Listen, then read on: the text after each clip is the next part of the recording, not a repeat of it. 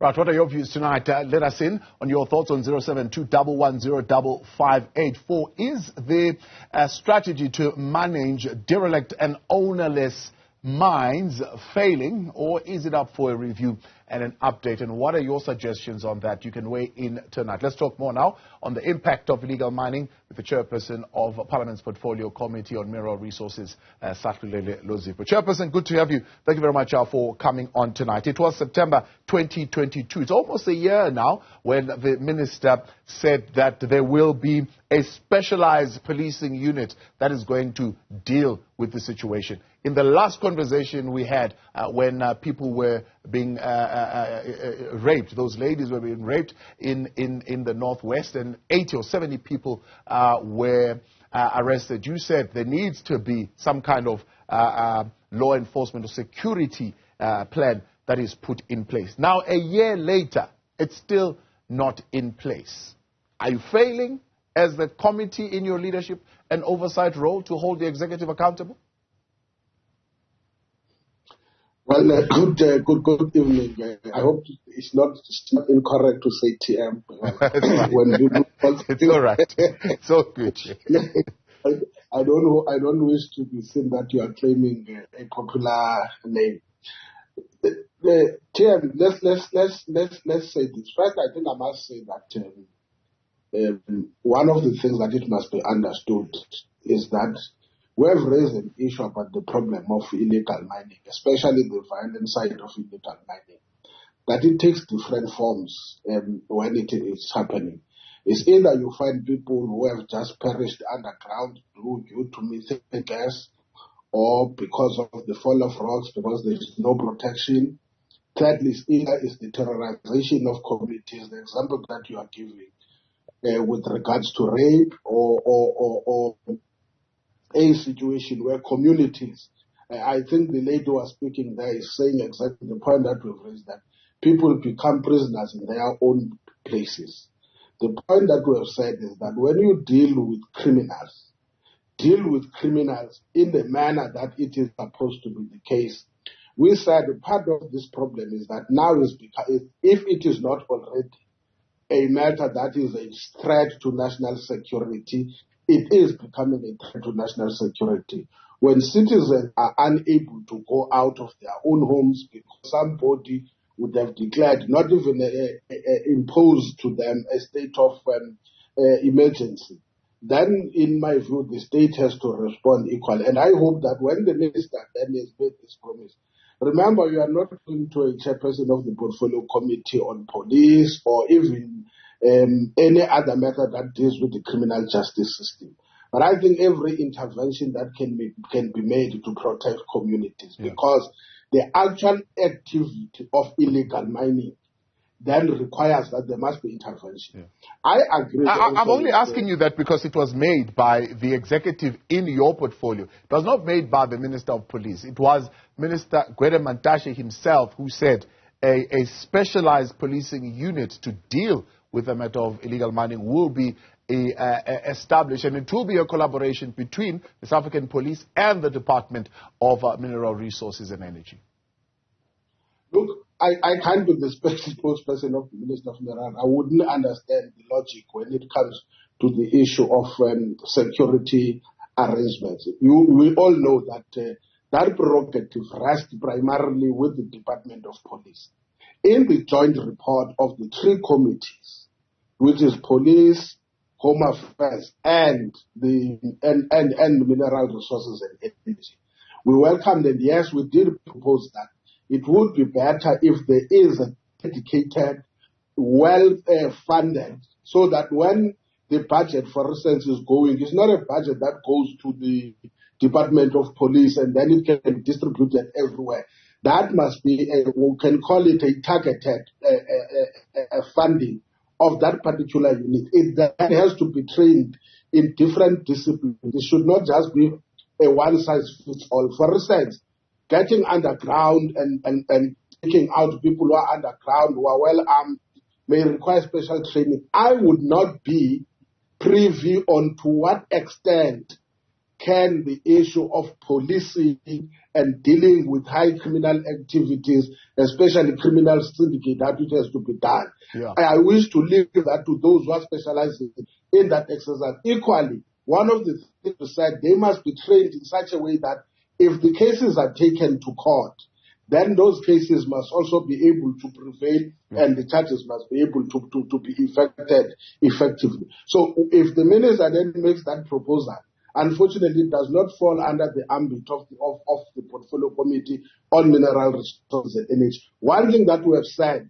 that it has to be looked at, one is the budget that is granted to close the derelict and ownerless mines. That's right. Let's talk about that. Would you then admit that that particular process itself, I don't know whether the strategy is now fully in place, because last time I checked, it was still being circulated for input from the public. But would you admit that the slow progress in the implementation of the derelict and ownerless mines strategy is what is resulting in what is happening now? 6,100 mines have got to be closed.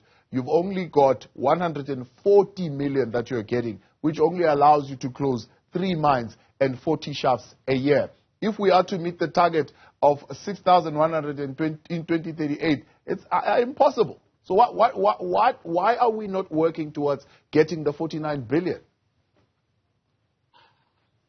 I saw that is why in the report it is contained that it's 143 million that is allocated for this, and it is being done by Mintech, which is an entity under the department. Remember, for instance, in the area where we are talking about, there is that shaft has been closed. But what we have always been raising was that with the capacity of closing this derelict and ownerless mine, for example, when you put a slab, that slab on its own is an indication that there is a shaft below. And therefore, digging starts now on the edge of the shaft, and they push it and go underground, which means at times when you say that shaft has been closed, that hole has been closed, it has been closed officially, but at the end of the day, there is still a way of penetrating beneath this.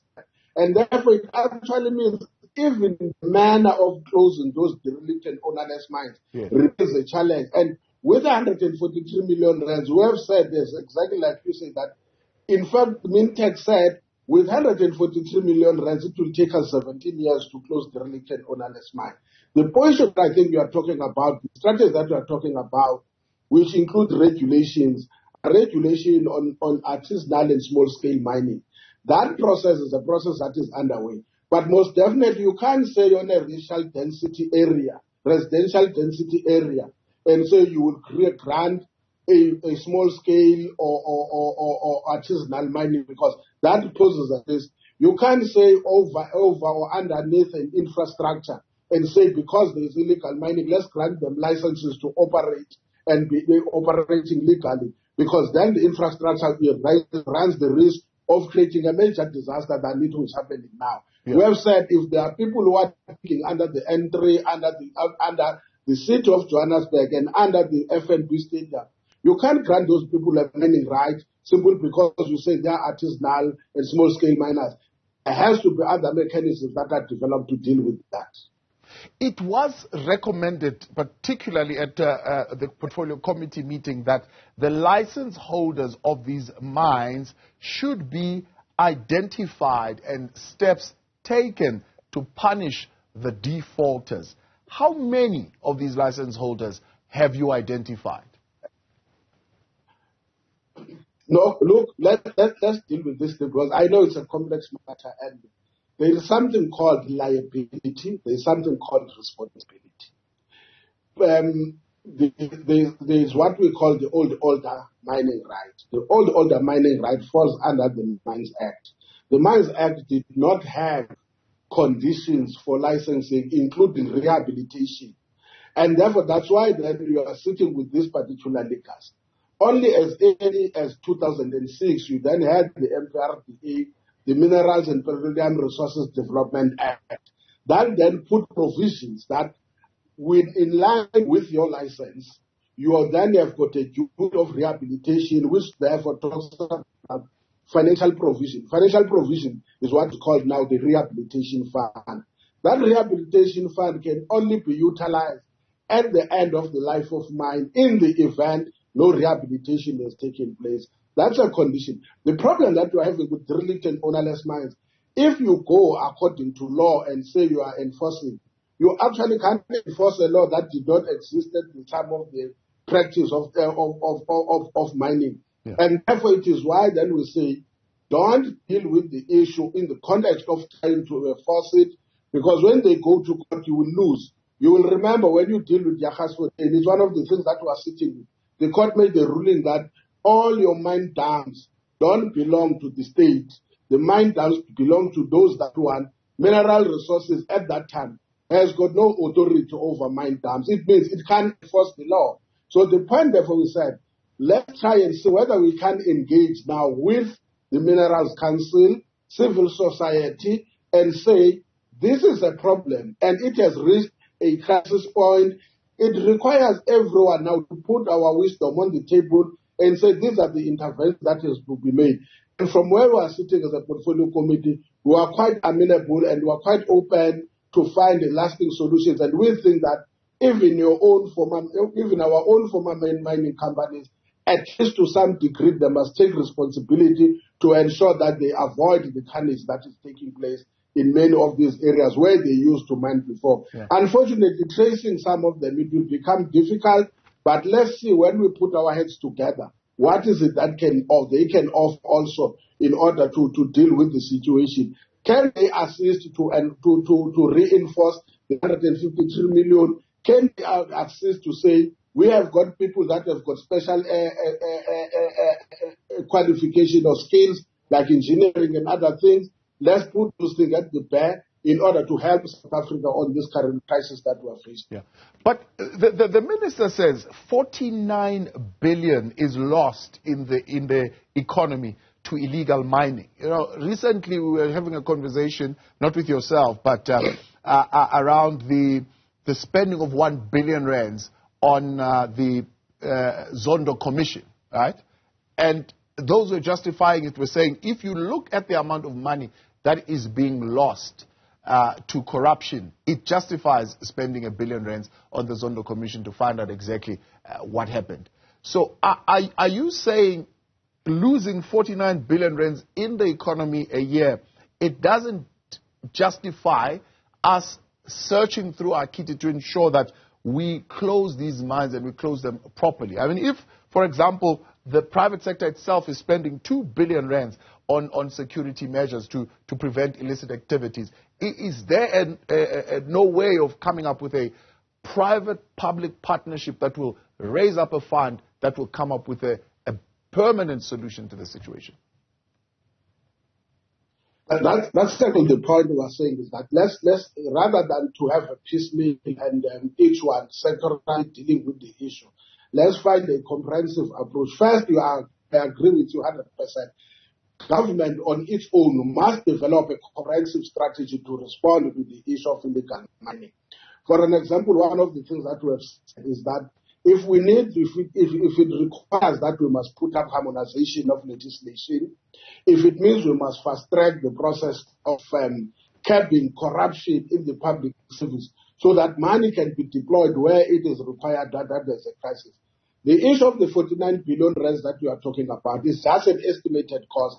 Projections are that it could be even more than that for the 49 billion rands. It's about 50 billion, that is to the best of my knowledge. But unfortunately, what is illicit is very difficult to quantify it in financial terms. Yeah. The point, though, that we must deal with is that we cannot compare the loss, and I'm not saying the economic losses that we are suffering are immaterial, but they cannot be equated to the lives that we continue to lose. The reality is that the issue now is not even about illegal mining. It is about the terrorism that is being committed against the people. And this is why we say, in as much as we may be faced with the challenge of illegal mining as an activity, one thing that for me, I would even also agree with the Minister of Police, though I'm not in that portfolio committee, people are justified to be angry. It can't be. When we were there, it was the same story that we told. that once it's 6 o'clock or 5 o'clock, then people must close themselves because gun battles are running amok because of what I would call in the mining sector. You can find it in different sectors of our economy. Those of what I call the criminal syndicates that are actually in the mining industry. And that is the issue that we must all of us find a way to cooperate. Yes, I will agree. We should not at all times be seen that we are reactive on things that have already been raised. I think, to me, to some degree, whilst we respect the rights of individuals, but when an individual tramples on the rights of others, I think that's what we must begin not to tolerate in South Africa, because that's what has got the potential to make people think that they can do willy-nilly what they do. We will, and I will still maintain, as legislators, we have got a duty to make it a point, like you say, that people remain accountable. I can't talk about the space where I am not. I hope also the ministers will be able to sit down and talk to Minister of Finance and say, whilst we understand the financial constraints, here we have got lives that are being lost, we have got serious cases of GBV that are perpetrated against our people, and therefore as the state we must not send a message that it is a hopeless situation that we are faced with.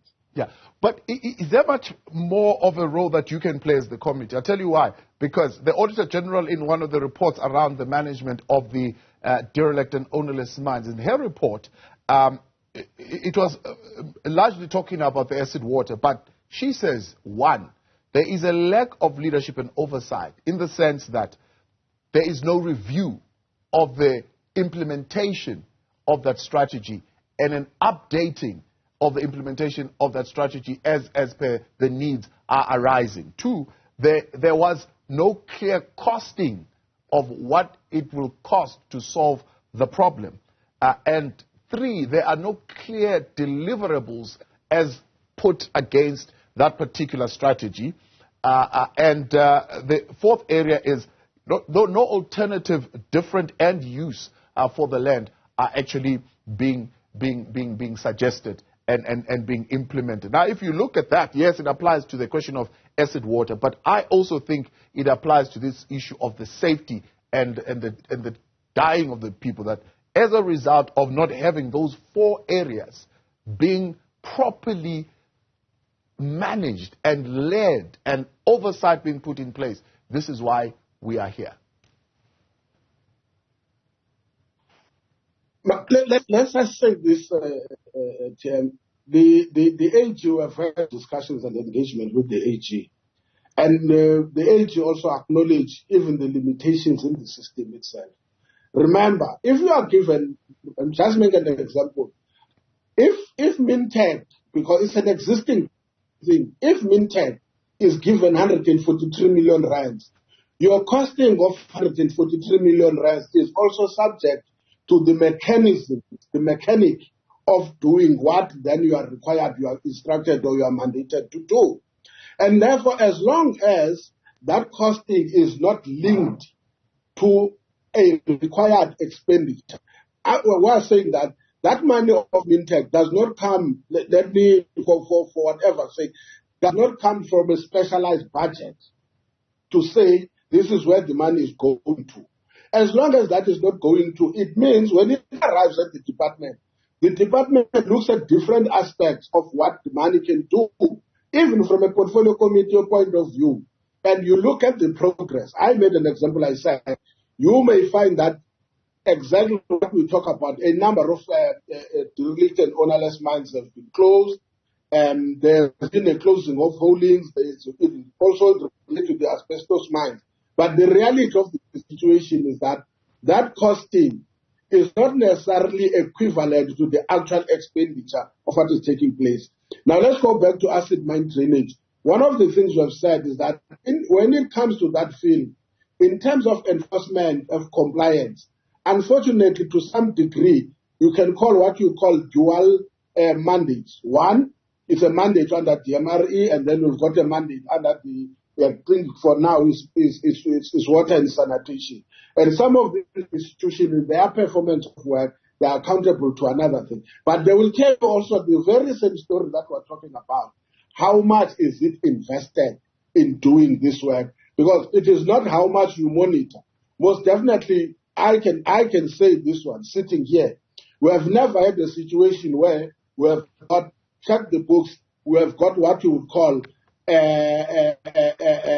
fruitless and wasteful expenditure by those institutions that are given the responsibility to do so. Because we said one thing we'll never tolerate is to say we have got crises in other areas. It's the same thing we said to the Mine Health and Safety Council, to say you can't have and emerge with a surplus when you continue to have workers dying and being killed in the mines. It actually means you are reserving money instead of investing it in saving lives. Equally in the same way, we will never have a surplus or a wasteful and fruitless expenditure by entities in the performance of their work. But the reality is that if resources are not put where they matter most, from me personally, I must say this, surely we have to get worried as public representatives when you can have state institutions and state departments that can rise to a fruitless and wasteful expenditure of 50 billion rands when there is a serious demand somewhere else.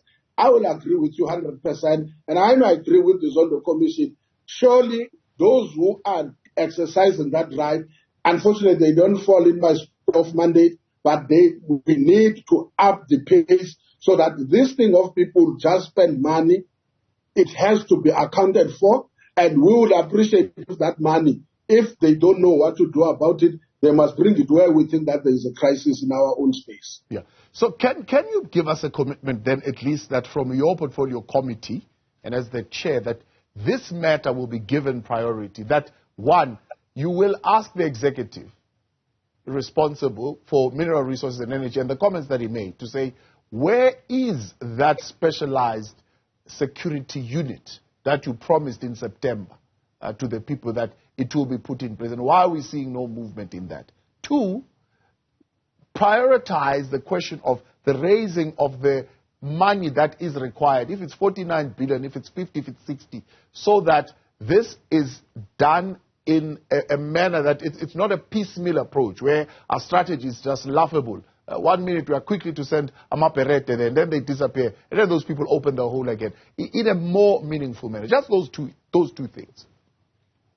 Oh, it's not a difficult thing to call the minister and ask him, but most definitely, you know what could be the answer. I'm not saying what will be the answer, we can do that, but it doesn't fall, with all due respect, it doesn't fall on our mandate in terms of the establishment of a specialized unit. Like the Minister of Police has said, he is indirecting. I think the point for me, I must say, is that yes, we are prepared to make follow-ups on many of the issues that we have raised that relate to the mineral resources and energy in the mineral resources space. For an example, one, we are eager to push that, if not now, let the mechanism be found to harmonize the two legislations. One is the MPRDA together with the Companies Act, because in the active mining situations where you find is that some of these companies, when they are faced with financial or other challenges, they then run in using the Companies Act, which allows the use of business rescue practitioners, and in the process of the longevity of time, it becomes difficult to avoid the attraction of illegal mining activities. The second thing that I've made as a commitment from a chairperson's point of view is that we must engage with the Minerals Council, and I would say preliminary engagement are saying the same thing. We must engage with civil society. We must not present as if we also possess natural wisdom by virtue of being in elevated positions of public representatives. We are willing to engage with civil society. We are also willing to engage with the trade union movement and say, please help us, here is the situation. But lastly, we are prepared to then go and say, in a common platform, government, please give us a comprehensive strategy, because it doesn't help TM to speak to the Department of Mineral Resources and Energy when part of this crisis also includes the fact that there's corruption in the system. I'll give you an example just very quickly. When we were in Velcom, we were told that some boat who's a kingpin was arrested. I won't mention the name now here. Who was arrested? At that point, when police went to pick up the person from the prison, there was a guard of honor that was done by prison officials for this person. Now, you can understand the magnitude of this problem, that If our own officials in the criminal justice system would give due recognition to this individual, it means the problem is very big. We have had cases of even officials from the South African police services that have been implicated, very high-ranking officials. Will remember the case in Mpumalanga. We have heard even from the Department of Mineral Resources, those that have been mentioned. Equally, you will find in Home Affairs, but also in the judicial system, be it at the level of prosecutions or at the level of the criminal presiding officer. So it's a long chain, which therefore made us to say, government, can you start from the point of origin so that you don't only arrest what we would call your low-hanging fruits or those that are just doing the digging, but you must find a way to block the actual market where this thing is found on. And we are prepared to do those particular follow-ups. If it include, we must put regulations in the form same way we did in terms of the diamond industry. Then let us also make it a point that there is a serious regulation of the gold industry so that you block what they do. Commonly, we are told one of the problems is what is called the second-hand gold. Second-hand gold is a gold that is mixed with an existing gold, and therefore the point of origin of that gold, you cannot find it if it's already part of the second-hand gold. So those are the things that one can make a commitment on. But as I've said, I hope everyone will we must be able to take this thing of illegal mining very seriously so that we can give hope to the people that they have got protection wherever they are. I'm not saying this myself as somebody who is mandated to that space, but I think when people are making such a cry, at least as a caring government, we must respond equally to those cries. Chairperson, I appreciate your time. Thanks so much for coming on as always. As Chairperson of the Portfolio Committee on Mineral Resources and Energy, Sahlulele Luzipo. What are your thoughts? 072-110-5584. I'd like to get your sense of where things are as far as that strategy to deal with the derelict and ownerless mines, and where are the pitfalls, so to speak.